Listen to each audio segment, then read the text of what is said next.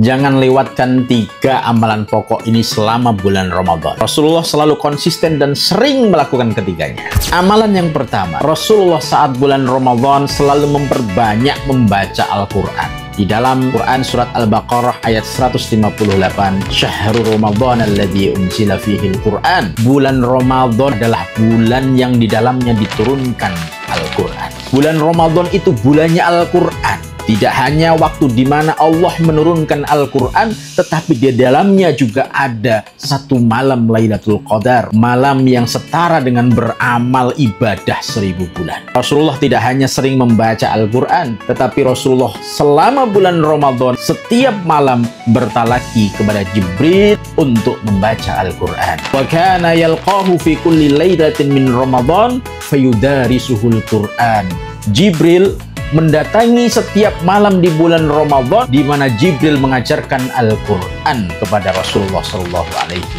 Jadi Rasulullah selama bulan Ramadan tidak lepas dari bacaan Al-Quran. Bahkan banyak juga ulama yang mengurangi kegiatan-kegiatan mengajar dakwah untuk fokus memperbanyak membaca Al-Quran. Sebagai contoh, diriwayatkan di dalam banyak sekali kitab biografi ulama salaf seperti Tarikh Al-Baghdadi, Hilyatul Awliya, Syiaru A'lamun Nubala, bahwa Imam Syafi'i selama bulan Ramadan biasa menghatamkan Al-Quran sebanyak 60 kali khataman. Luar biasa sekali, bukan? Anda tidak percaya? Tidak usah rewel. Kami hanya menyampaikan teks ulama, tidak menuntut Anda untuk percaya. Selain itu juga, pahala membaca Al-Quran selama bulan Ramadan juga dilipat gandakan berkali-kali. Rasulullah SAW bersabda, barang siapa yang membaca 1 huruf dari Al-Quran, maka baginya 1 kebaikan. Sedangkan 1 kebaikan dibalas oleh Allah dengan 10 kebaikan lagi.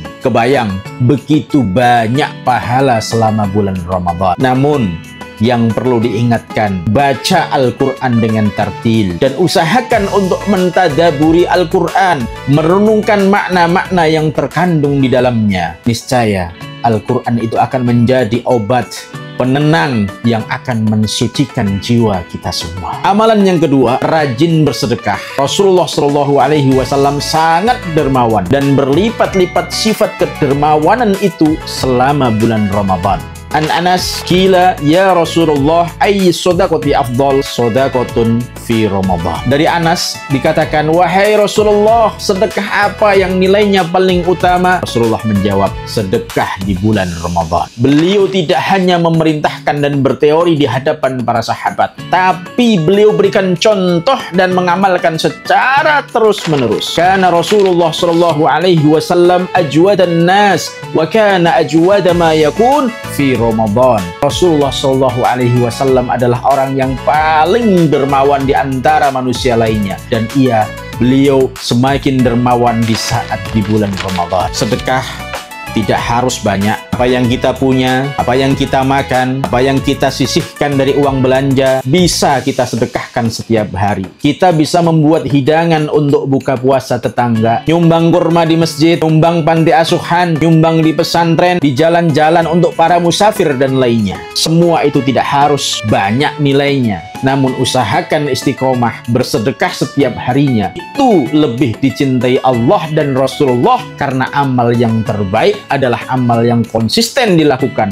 setiap harinya. Amalan ketiga, qiyamul lail di dalam malam bulan Ramadan. Ini juga merupakan amalan utama karena tarawih ataupun sholat tarawih tidak disunahkan kecuali di bulan puasa. Setidaknya semaksimal mungkin kita sisihkan waktu untuk melaksanakan sholat tarawih. Bisa berjamaah di masjid ataupun sendiri di rumah. Bisa habis sholat isya secara langsung, ataupun waktunya masih boleh dilakukan sampai adzan subuh dikumandangkan. Silahkan, mau 8 rakaat, mau 20 rakaat, tidak usah diperuncing perbedaannya. Perkara yang tidak wajib kok dibuat pusing. Namun yang paling penting, selama Ramadan, hadirkan diri kita untuk ibadah kepada Allah, DP, memohon ampun, juga untuk mengingat keagungan dan rahmat Allah Subhanahu wa Ta'ala. Dalam sebuah hadis, man qama Ramadan imanan wahtisaban ghufira lahu ma taqaddama min dhanbihi.